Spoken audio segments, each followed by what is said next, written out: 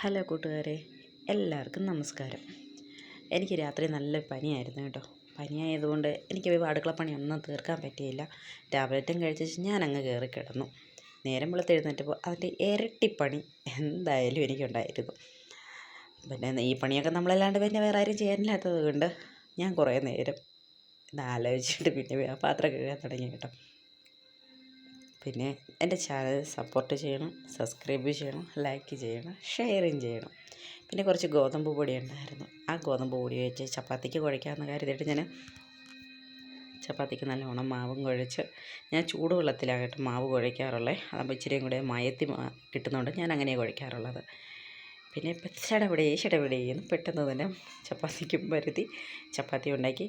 പിന്നെ ഒരു തട്ടിക്കൂട്ട് കറിയും വെച്ചു.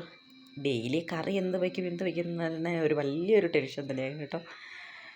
പിന്നെ ആ ചപ്പാത്തിയുടെ കൂടെ എൻ്റെ തട്ടിക്കൂട്ട് കറിയും വെച്ച് ഞാനും കഴിച്ച് പിള്ളേരും കഴിച്ചു. അപ്പോൾ ഇന്നത്തെ വീഡിയോ അത്രയേ ഉള്ളൂ കേട്ടോ. രാവിലെ കറണ്ട് ഇല്ലാഞ്ഞുകൊണ്ട് എനിക്ക് വീഡിയോ പോസ്റ്റ് ചെയ്യാനും പറ്റിയിട്ടില്ല. അപ്പോൾ മറ്റൊരു വീഡിയോയിൽ കാണാം. ഓക്കെ.